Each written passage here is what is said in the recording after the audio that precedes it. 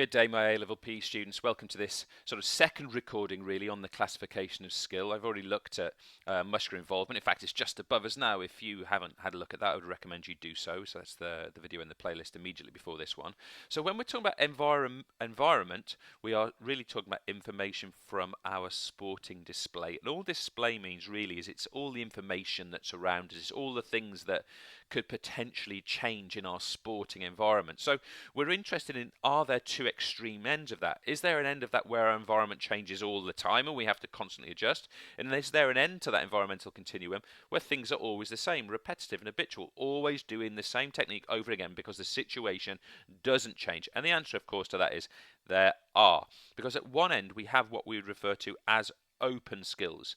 These are skills that take place in an environment which is unpredictable. The environment itself can change, and actually does change very frequently, very rapidly, and therefore the technique has to adjust to that change. Whereas at the other end of this continuum, we have closed skills. And closed skills are what I said before. They are habitual, repetitive, always the same, predictable in nature.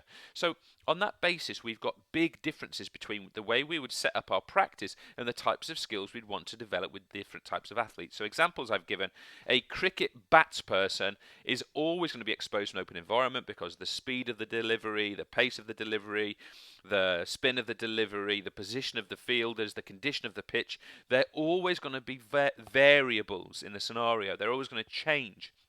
So because of that, the response is always going to change, and it's about perception, reading the environment, and decision making to make the best decision. Whereas something like a high jump, apart from the bar changing up and down slightly, the environment is totally predictable. I'm sure someone could say to me, well, maybe the track surface would be slightly differently. Maybe there'd be a bit of wind that day. Maybe it would be raining. Yeah, okay, maybe all of that is relevant, but they're kind of negligible points, really. The environment is predictable. It is the same. It is repeated. So let's get our characteristics down so we can talk about these things accurately.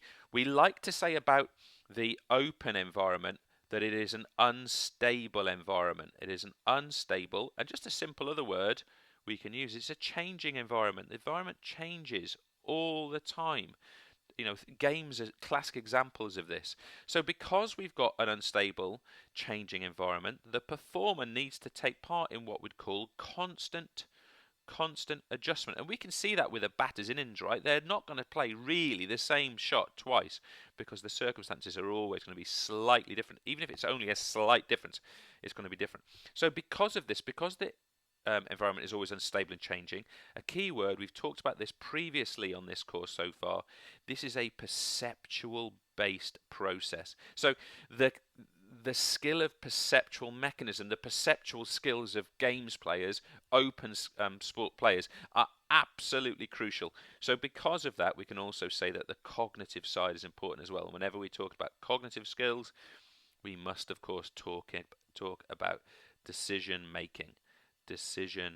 So this is a decision-making platform. And one last term I'm going to add for you, and it might not make the most sense yet, but it will very soon, is the idea that open skills, they also tend to be externally paced. And that is simply to say that the start of the movement of the performer is initiated by the action of someone else. Why is this performer stepping onto their front foot and striking the ball in this position here? It's because the ball has been delivered by a bowler who's been over here. So the actual performance is initiated by somebody else.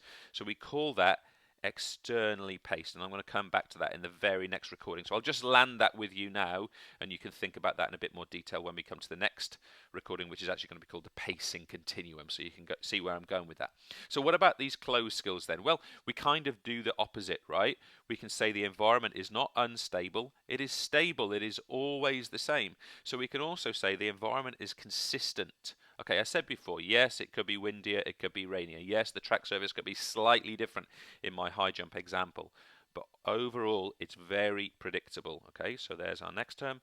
It is a predictable environment, a predictable environment. And we'd also say, this is a really nice word, if you can build this into your PE lexicon, to your PE technical language, it's habitual. We just do the same thing over again and again and again and again. And if we've got the technique honed, grooved, overlearned, then perhaps we can, nail it each and every time. There's a lot of things to move in the right order, right? So it's not always possible to achieve that. The other thing we say is a pre-learned skill. Unlike the sort of the cricket example or the games playing example, we might sort of make things up on the spot almost, whereas something like high jump is pre-learned. There's very little room for kind of novel responses like creative play. And the final thing I'd say, unlike the externally paced environment of the games player, something like a high jump is self-paced. It is self-paced. That just means that the start of the movement is initiated by the performer themselves. We even see that, right? They hand clap, get the crowd going, and then they go, right? They literally pace it themselves, don't they? The start point, at least. Okay, so there's our environmental continuum. The only point I'd make to you is that there are skills within games that are more closed, right? If you think about a rugby player who the open play is very open, tackling, passing, where your opponent's wary, your teammates, etc., etc., etc., whereas kicking a penalty is closed. So closed skills take part in game situations also. So just bear that in mind. Thanks for listening.